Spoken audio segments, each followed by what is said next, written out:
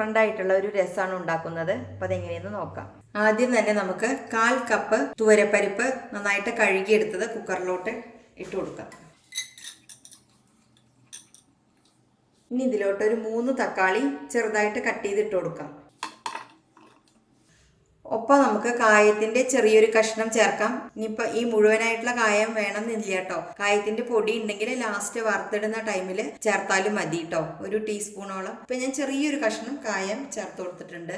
ചെറിയൊരു നെല്ലിക്ക വലുപ്പത്തിലുള്ള പുളി ഇതുപോലെ എടുത്തിട്ടുണ്ട് കേട്ടോ, കുരുവൊന്നും ഇല്ലാതെ എടുത്തിട്ടുണ്ട്.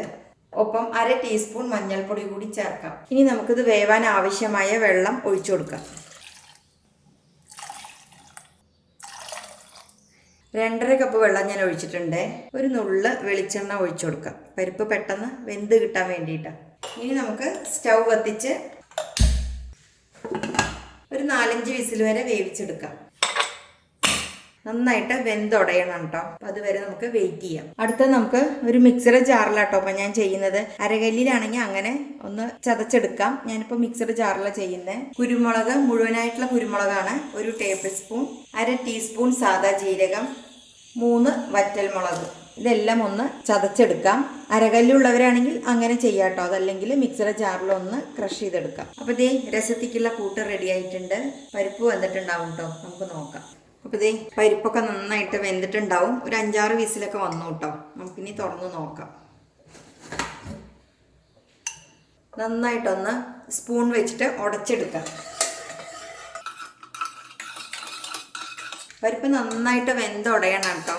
പിന്നെ നമ്മൾ പുളി പിഴിഞ്ഞിട്ടില്ല, അങ്ങനെ മുഴുവനായിട്ടുള്ള പുളി ഒരു ഉണ്ടയാക്കിയിട്ട് ഇടുക ചെയ്തിരിക്കുന്നത് കേട്ടോ. അപ്പോൾ ഇത് നന്നായിട്ട് ഉടഞ്ഞ് വന്നിട്ടുണ്ട്. ഇനി ഇത് പുറത്തോട്ട് വയ്ക്കാം. അടുത്ത നമുക്ക് സ്റ്റൗ കത്തിച്ച് 1 കപ്പ് വെള്ളം നന്നായിട്ട് വെട്ടി തിളക്കട്ടെ കേട്ടോ.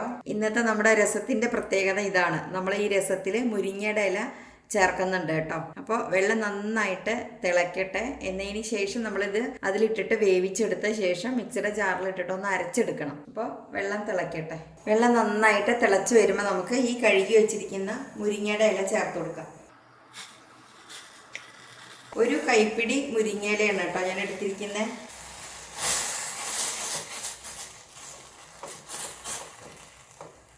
ഒന്ന് വെന്ത് വരട്ടെ.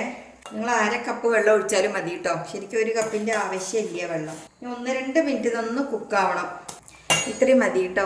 ഒരുപാട് നേരം കുക്ക് ചെയ്ത് കഴിഞ്ഞാൽ മുരിങ്ങയുടെ ഇല കയ്പ്പ് ടേസ്റ്റ് വരുള്ളൂ. അപ്പോൾ ഇത്രയും മതി. വെന്ത് കഴിഞ്ഞു. ഇനി ഇത് നന്നായിട്ട് തണുത്ത ശേഷം മിക്സിയുടെ ജാറിൽ ഒന്ന് അരച്ചെടുക്കാം. നന്നായിട്ട് തണുത്ത ശേഷം കേട്ടോ. കുറച്ച് നേരം ഫാനിൻ്റെ ചൂട്ടിൽ വയ്ക്കാം. അടുത്ത നമുക്ക് സ്റ്റൗ കത്തിച്ച് ചീനച്ചട്ടിയിലോട്ട് കുറച്ച് വെളിച്ചെണ്ണ ഒഴിച്ചു കൊടുക്കാം. ഇനി നമ്മളിതെല്ലാം കൂടെ മിക്സ് ചെയ്യാൻ പോവുകയാണ് കേട്ടോ. നമ്മളിപ്പോൾ റെഡിയാക്കി വെച്ചിരിക്കുന്ന എല്ലാ സാധനങ്ങളും പിന്നെ കടുക് വറവും. ചട്ടി നന്നായിട്ട് ചൂടായി കഴിയുമ്പോൾ 1 ടീസ്പൂൺ കടുക് ചേർത്ത് കൊടുക്കാം.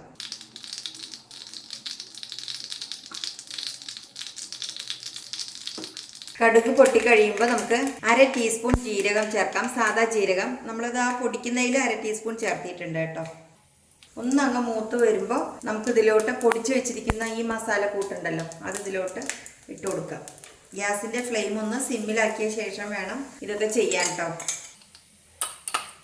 ഒപ്പം നമുക്ക് 1-2 തണ്ട് കറിവേപ്പില ചേർക്കാം. 6 അല്ലി വെളുത്തുള്ളി മുഴുവനായിട്ട് ചതച്ച് ചേർക്കാം. ഒന്നൊന്ന് ഇളക്കി കൊടുക്കാം. ഒപ്പം തന്നെ നമുക്ക് വളരെ കുറച്ച് ഏകദേശം 1-2 പിഞ്ച് മഞ്ഞൾപ്പൊടി കൂടി ചേർക്കാം. പരിപ്പ് വേവിക്കുമ്പോൾ നമ്മൾ മഞ്ഞൾപ്പൊടി ചേർത്തിയിട്ടുണ്ട് കേട്ടോ. ഇനി നന്നായിട്ടൊന്ന് ഈ എണ്ണയിൽ കിടന്നിട്ട് ഒന്ന് മൂപ്പിച്ചെടുക്കാം. നല്ലൊരു മണം വരും. ഇത്രയും മതി. നന്നായിട്ട് മൂത്ത് കഴിഞ്ഞു കേട്ടോ. ഇനി നമുക്കിവിടെ വേവിച്ച് വെച്ചിരിക്കുന്ന ഈ പരിപ്പിൻ്റെ മിക്സ് ഒഴിച്ചു കൊടുക്കാം.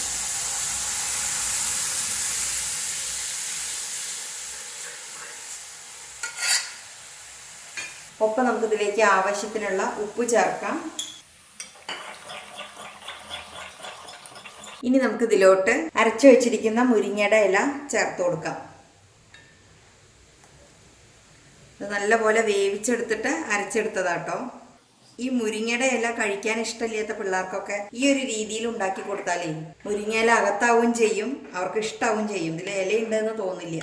ഇനി നമുക്കിതിൽ വെള്ളത്തിൻ്റെ കുറവ് തോന്നുകയാണെങ്കിൽ കുറച്ച് ഒഴിച്ചു കൊടുക്കാം കേട്ടോ.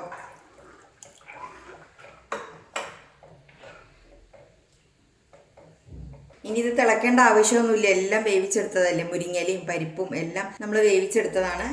അഡീഷണൽ ആയിട്ട് നമ്മൾ വെള്ളം ചേർക്കുകയാണെന്നുണ്ടെങ്കിൽ മാത്രം ഒരു തിള വന്നാൽ മതി, അല്ലെങ്കിൽ ഇളം ചൂടുവെള്ളം ഒഴിച്ചാലും മതി കേട്ടോ.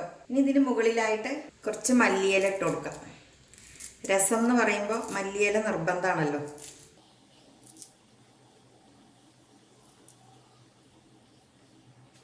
നല്ല ടേസ്റ്റി ആയിട്ടുള്ള ഒരു രസമാണ് കേട്ടോ. ഹെൽത്തി ആൻഡ് ടേസ്റ്റി ആയിട്ടുള്ളൊരു രസമാണ്. അപ്പം ഇത്രയും മതി. തിള വന്നു. ഞാൻ ഇനി ഗ്യാസ് ഓഫ് ചെയ്യണം. ഇതിങ്ങനെ സൂപ്പ് കുടിക്കുന്ന പോലെ ഇങ്ങനെ വെറുതെ കഴിക്കാനും നല്ല ടേസ്റ്റ് ആട്ടോ.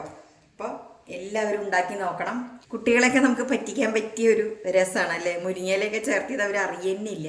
അപ്പോൾ എല്ലാവരും ഒന്ന് ഉണ്ടാക്കിയിട്ട് എങ്ങനെയുണ്ടായിരുന്നു എന്ന് പറയണേ. വീഡിയോ കണ്ട് ഇഷ്ടമായെങ്കിൽ ഒന്ന് ലൈക്ക് ചെയ്യാനും സബ്സ്ക്രൈബ് ചെയ്യാനും ഷെയർ ചെയ്യാനും ആരും മറക്കരുതേ. വീണ്ടും നല്ല നല്ല റെസിപ്പിയുമായി വരുന്നത് വരേക്കും ബായ്.